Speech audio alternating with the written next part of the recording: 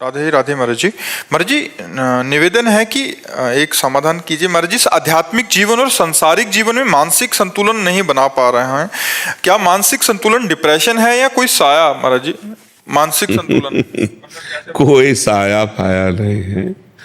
जैसे लोगों को रहता है ना कि बाहरी चक्कर कोई होगा, ये सब भीतरी चक्कर हमारे द्वारा जो पाप कर्म होते वही हमारे मन को जलाते हैं, वही हमारी बुद्धि को भ्रष्ट कर देते हैं, और कोई नहीं।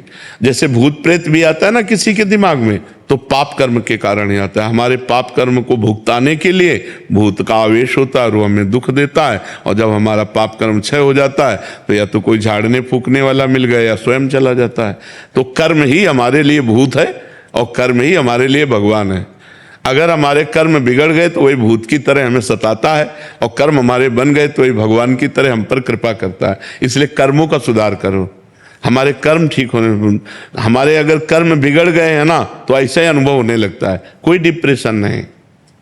पहले स्वीकृति करो, नहीं तो अगर किसी आदमी को 20 बार 20 लोगों को तैयार कर लो अलग अलग, और उसको यार तुम डिप्रेशन में पहुंच गए क्या? नहीं तो हमें तो लग रहा है तुम डिप्रेशन में हो, और चला जाए। फिर दूसरा आवे, यार तुम डिप्रेशन में पहुंच गए क्या? और 20 का है, अगर वो अस्पताल ना पहुंच जाए तो हमसे बात कर लो। वो अस्पताल जाएगा और चेक करवाएगा कि मैं डिप्रेशन में हूं क्या, क्योंकि 20 लोगों ने कहा है। तो हम पहले कह रहे कि ये स्वीकृति करो कि मैं डिप्रेशन में नहीं हूं, ये स्वीकृति करो कि मेरे ऊपर भूत प्रेत का कोई साया नहीं, स्वीकृति से ही फंस गए हो, मेरे ऊपर भगवान की बड़ी कृपा है। और नाम जप करो, गंदे आचरण मत करो। आज हमारी समाज गंदे आचरणों को पाप मान ही नहीं रही है। बहुत जोर से ये व्यभिचार फैल रहा है। ये जो व्यभिचार दोष है बहुत जोर से फैल रहा है, चाहे स्त्री हो चाहे पुरुष हो, सबके दिमाग में एक ही बात नाच रही है, बस भोग भोग भोग संसार। ये पाप महापाप है। पर स्त्री गमन, पर पुरुष गमन, ये महापाप है, और कोई इस पर ध्यान नहीं दे रहा। और फिर कहते हैं डिप्रेशन में जा रहे हैं, परेशान हो रहे। परेशान नहीं होगे तो और क्या होगे? हम खुली बात कह रहे हैं, अपने चरित्र को सुधारो, अपने आचरणों को सुधारो, अपने कर्म को ठीक करो, नाम जप करो। किसी से आशीर्वाद मांगने की जरूरत नहीं। और कोई आशीर्वाद ऐसे फल फूल वाला भले दे दे, ऐसा आशीर्वाद बिना अधिकार के नहीं मिल जाता। तुम्हें भजन करना पड़ेगा, तुम्हें अपने आचरण ठीक करने पड़ेंगे, तुम्हें तप करना पड़ेगा, तुम्हें पाप नष्ट करने पड़ेंगे। उपाय हम बता देते हैं।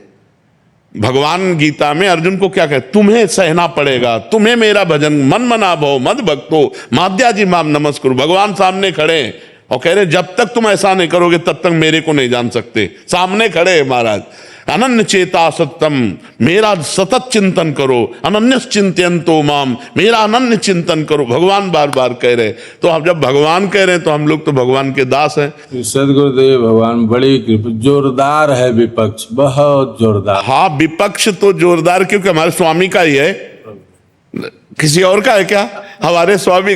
तो सोचो, जिसकी एक माया शक्ति इतनी जोर की है, उसकी कृपा शक्ति कितनी जोर की होगी। प्रभु पहले वो कहते थे, अब आप अरे अब ऐसे थोड़ी का बोला जाता है जैसे तुम मंत्र बोल दिए। मंत्र ही नहीं मिला तुम्हें, तभी तो दुर्दशा है।